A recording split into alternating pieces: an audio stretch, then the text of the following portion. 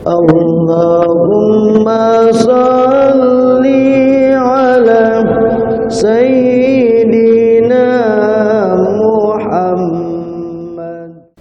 wa basyiril ladzina amanu, dan berikanlah berita gembira kepada orang-orang yang beriman. Apa itu orang beriman? Yaitu orang yang memilih Allah sebagai Tuhan, memilih Nabi Muhammad sebagai nabinya, percaya kepada kehidupan akhirat dan seterusnya. Wa basyiril ladzina amanu, dan berikanlah berita gembira kepada orang-orang yang beriman. Ternyata tidak cukup cuman beriman. Wa amilus sholihat, dan mereka yang beramal soleh. Ikhlas menurut Syekh Muhammad Abdullah cuman karena Allah. Amal soleh ini adalah amal yang mengikuti Nabi Muhammad. Berikan berita gembira kepada mereka, orang-orang yang beramal soleh, yang melakukan tugas-tugas yang berhubungan dengan hak Allah, dan yang melakukan tugas-tugas yang berhubungan, perintah yang berhubungan kepada manusia dan alam raya. Wa basyiril ladzina amanu, dan berikanlah berita gembira kepada orang-orang yang beriman. Wa amilus sholihat, dan orang-orang yang beramal soleh. Apa berita gembiranya? Anna lahum jannat, bahwa sesungguhnya mereka, bagi mereka jannat, yaitu surga. Surganya tajri, di bawahnya mengalir, min tahtihal anhar, di bawahnya mengalir sungai-sungai. Gambaran surga itu sangat indah, tidak bisa dibayangkan dengan indera kita. Cuma disampaikan seperti ini,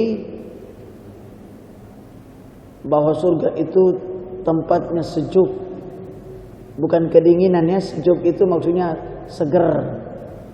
Surga itu nikmat. Surga itu indah.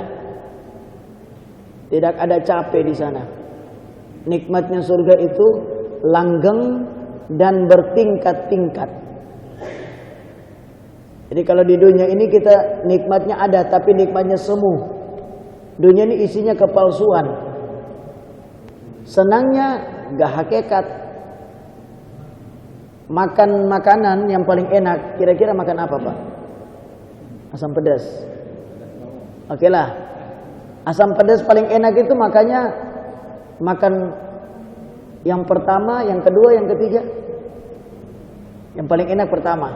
1 piring, ikannya 2. Oh enak itu. Setelah selesai tambah lagi 2 ekor, piring kedua. Enak? Masih enak. Oke, tapi sudah mulai berkurang itu enaknya. Habis itu tambah lagi 2 ekor, piring ketiga. Masih enak? Ah, sudah mulai nggak enak ini. Itu kalau dipaksa makan, janganlah, sudah makanlah. Kalau nggak makan saya bunuh loh. Nah, sampai begitu tuh. Akhirnya terpaksa makan. Itu udah terpaksa itu. Habis. Datang lagi 2 ekor lagi, piring keempat. Bagaimana? Enak? Nah itu mau dibunuh-bunuh lah. Kalau nggak makan saya bunuh lah. Bagaimana? Saya makan itu sama saja mati. Udah nggak enak itu makan yang keempat. Itulah dunia. Dunia itu seperti nikmat, tapi kalau didapatkan nggak nikmat. Bahkan dunia itu indahnya, enaknya ketika mencarinya itu, berjuang mencarinya itu enaknya di situ. Kalau sudah dapat sudah nggak enak. Rumah yang paling bagus itu rumah orang. Istri yang paling bagus itu istri orang. Semua yang paling bagus itu yang bukan punya kita. Kenapa? Karena memang saat mencarinya tuh yang enak. Ada semangat di situ. Kalau sudah dapat udah nggak enak. Makanya salah satu yang menyebabkan gagalnya orang, ini perhatikan anak muda, yang merupakan satu sebab kegagalan adalah merayakan sesuatu belum saatnya dirayakan. Atau bahasa lain, cepat puas dengan keberhasilan sesaat. Jangan merayakan sesuatu belum saatnya. Itu tanda kekalahan. Perhatikan anak muda. Jadi perjuangan itu harus sampai tuntas baru hari raya. Masih tanggal 29 sudah nggak mau puasa, ya gagal. Ya kita hari raya Ustaz, ini puasanya udah 28 loh. Biar 28, kalau belum saatnya jangan. Nikmati kesusahan perjuangan itu sampai akhirnya, baru hari raya. Ini pelajaran penting. Jadi jangan sampai merayakan sesuatu kalau belum saatnya. Jadi surga itu indah, nikmat. Kenikmatannya bertingkat-tingkat. Makan pertama enak, makan kedua lebih enak, makan ketiga lebih enak. Jadi enaknya itu naik, bertingkat, bertambah. Kalau dunia nikmatnya itu berkurang sampai hilang. Demikian juga sakitnya. Sakit di neraka itu langgeng. Dipukul pertama sakit, dipukul kedua lebih sakit, pukul ketiga sakitnya terus. Anda bisa bayangkan itu. Bagaimana api neraka itu panasnya. Kalau di dunia dipukul pertama sakit, pukul kedua sudah mulai kurang, pukul ketiga udah biasa, pukul keempat udah mati rasa. Di dunia ini tipuan semua, sakitnya juga pun menipu, senangnya pun menipu. Maka mari jangan habiskan waktu untuk bermain-main dengan sang penipu. Nah, begitu maksudnya.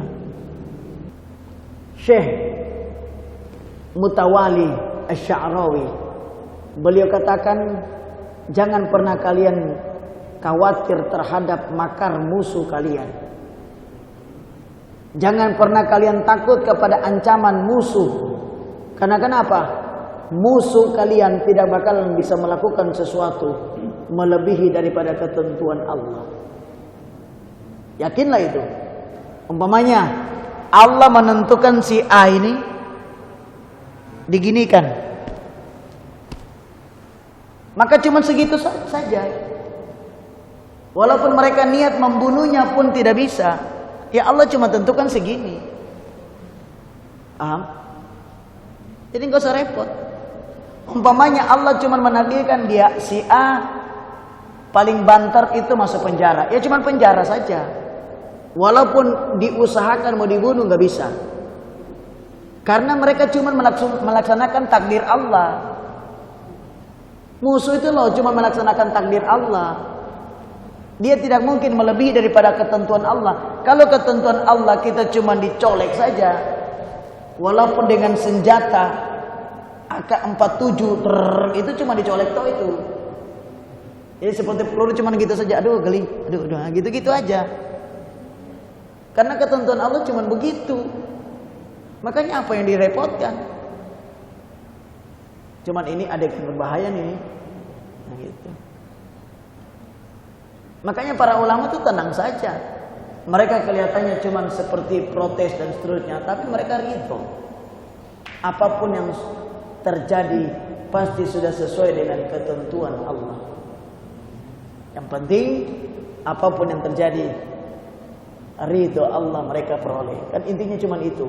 Kalau Allah ridho, itu jauh lebih baik daripada segalanya.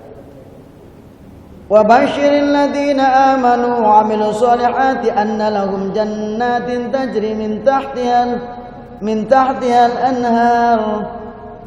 Dan berikanlah berita gembira kepada orang-orang yang beriman dan orang yang beramal soleh, bahwa semua perjuangan mereka di muka bumi itu pasti dibayar dengan surga yang mana di dalamnya itu mengalir sungai-sungai. Kullama setiap kali ruziku mereka diberikan rezeki, minha di dalam surga itu min tamaratin daripada buah-buahan, rizqan sebagai rezeki.